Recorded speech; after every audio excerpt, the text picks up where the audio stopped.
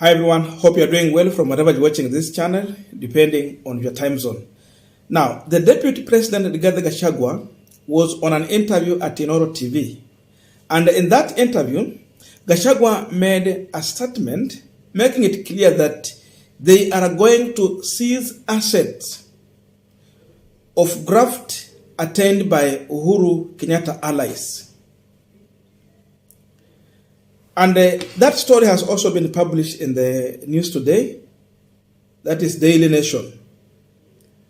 And according to that story, this is what Rigathi Gachagua said. The government will repossess the illicit wealth of senior figure in former President Uhuru Kenyatta's administration, who mastered the state capture to enrich themselves. He said that they were telling Kenyans not to vote for thieves, yet they were the real thieves. They had started subdividing public land among themselves. Now, this is Rigathi Gachagua. He is very clear that this government is going to repossess the assets. And they are targeting about 10 individuals in Uhuru Kenyatta's former administration. But this statement is looking political because if you look on how Gachagua is saying, if you check in that story, you see he's saying that they were telling Kenyans not to vote for thieves, yet they were the real thieves. They had started subdividing public land among themselves. That is just all politics. The only one question we want to ask here, because it is right, we have to support any government. If they are going for individuals who have looted this country, they have to be supported.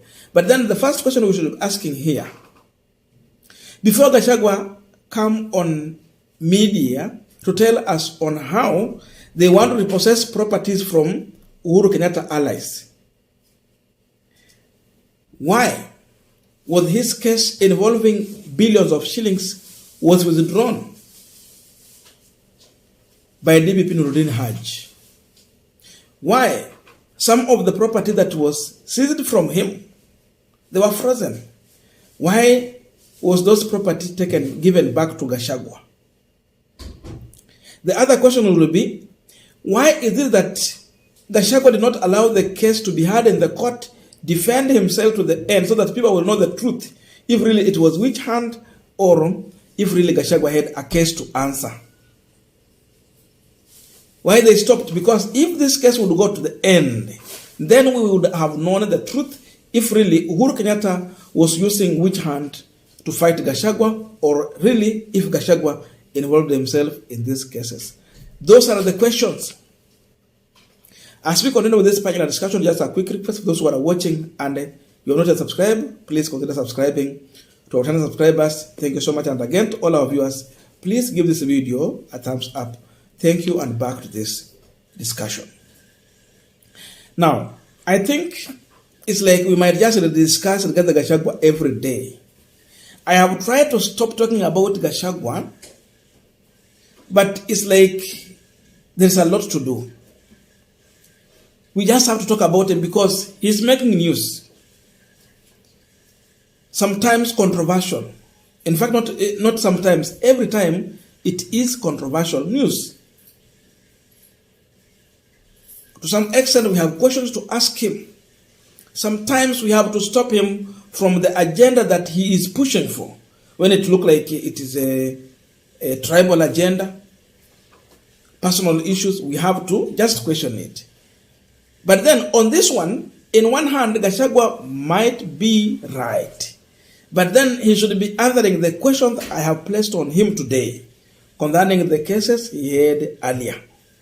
If he answers all those questions, then he's free to go for Uhuru Kenyatta's men. And it's like this man has no job. That's why he'll be making this noise. Because if Ruto could have given Gachagua more roles to play in his government, I don't think if Gachagua will have time to make noise. Or maybe Ruto concluded that Gachagua will not work. He's just here to make noise controversies. That's why he has removed all the duties from him and handed over to Musalia Mudavadi. Because remember, I told you the other day, once Musalia Mudavadi is going to chair the meetings of the PSS, the truth is that PSS are the wheels of the government. These are the engine of every ministry in this country. These are the people who are in charge of implementation. Anything you see happening on the ground, it is because of them. When they get it wrong, even the minister or CS will get it wrong. If they get it right, then good for the nation. Sasa hapo ndio kuna pesa yenye inafanya kazi. Imagine the person in charge of that to see implementation, it is Musalia Mudavadi. So Gachagua amewacha kupiga kelele, na ndio maana anapiga kelele, saa zingine kelele zingine zinarudi zinamrudia pia. It becomes a backfire. He literally don't have a real mandate in this government. That's why he will make noise. He will come with a statement that are controversial. So for example, today when he talk about these issues, he should come and tell us, is Gachagua after fighting Uhuru Kenyatta or telling Kenyans the truth? Because Gachagua is being seen largely as a man who is fighting Uhuru Kenyatta, but he don't have the know-how on how to approach Uhuru issues in Mount Kenya region. This is a ghost worker in William Ruto's government, because he will never sit down and do the job. Instead, he will be looking for chances to fight to become a kingpin of Mount Kenya. So for the next 5 years, he will not be working. And he's wrestling it from Uhuru Muigai Kenyatta, because Uhuru never handed over the kingship of Mount Kenya. He never handed over.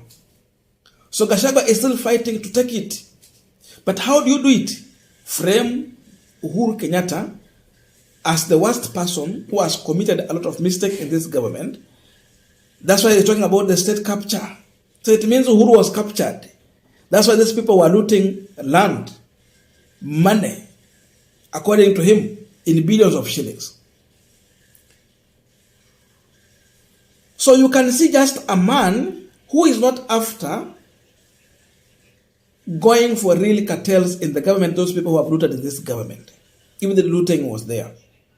But just trying to fight people like Matiang'i because they never agreed in one way or another. Because if you talk about the issue they're talking about, tulikuwa tunaona Dennis Itumbi akiita former CS Fred Matiang'i looter, land looter. In fact, alikuwa amemweka jina Rualaka land. Alikuwa anamuita Rualaka land thief. Because they never worked in the interest of Rigathi Gachagua. Because Gachagua had cases, the corruption cases, the issues, even the other land at the airport he was given now.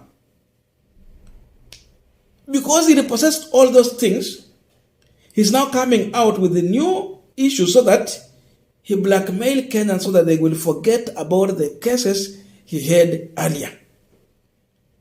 Unatuambia Uhuru ndio. Lakini sasa wewe tuambie zile kesi zenye ulikuwa nazo, and these were active cases in the court. Zilisha namna gani? If really they were thieves in Uhuru Kenyatta government, and yes they were there, then Gachagua is just also another one. Because now he's using the State Department to stop the case from the court. Judges are being intimidated. DPP has been intimidated, so they have to withdraw all the cases so that Gachagua will have his way. If he had his way, then how will he manage to fight these other people? Is it possible? And is it true to the word? This statement, uzito wa hii maneno iko wapi? Because he is not coming with clean hands. A man who comes with dirty hands, first of all, we will question him before he tells us what we want to do. So today we are questioning Rigathi Gachagua before he tells us what he wants to do. We want him to tell us, is he coming with clean hands? And if his hands is clean, what about the cases that were in the court? Why is it that they never allowed the case to go through up to the end? Then judges make a decision and we will know that, oh, our DP was clean. Because we never reach that level, we will always question his interest. But I'm seeing a busybody because he don't have mandate, real work has been removed from him. Because now with this 2023 executive order, it has placed Gachagua in a very awkward situation. He don't have work. Maybe the noise will keep on. He will keep on disturbing people like Sakaja, among other individuals, going forward. But for me here, I don't see a serious person who wants to fight corruption because even his character is questionable. And therefore, this is just mere statements.